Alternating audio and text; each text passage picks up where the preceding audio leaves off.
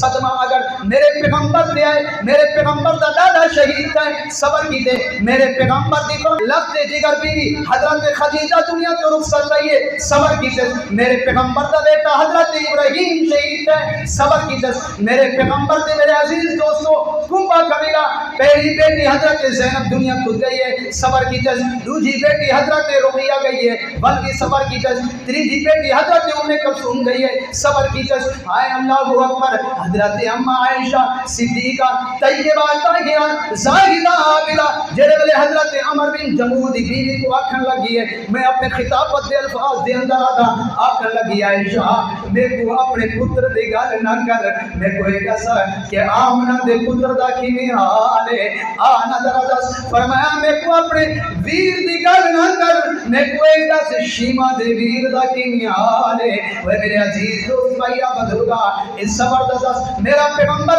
اپنی زندگی دے اندر دسا کے گئے، میرے پیغمبر تو بعد میرے صحابہ دی زندگی یہی ہے، صحابیات میرے عزیز دوستو اپنے عمل دے نال دسا کے گئے، امہار دے اندر ترائے جنازے چاہ کے گئے، لیکن آہو بکا نہیں کی تھی، واہ بیلا نہیں دیتا، بال نہیں نوچے، بال نہیں نوچے، فرمایا کپڑے نہیں پاڑے، بلکہ اللہ دے پاک پیغمبر نے فرمائے من ضرب الحدود وشق الجیوب وضع بداء الجاہلیہ، جڑا جاہلیت دے طریقے نال راہ پکار کرے سی، راہ بیلا کرے سی، حضور نے فرمایا او میری امت دے وچوں بھی کائے نہیں دسو ہن اللہ دے پاک پیغمبر دی زندگی دی اندر اے صدمے آئیں، تکلیفاں آئیں، پریشانیاں آئیں، حضور نے واہ ویلا کیتے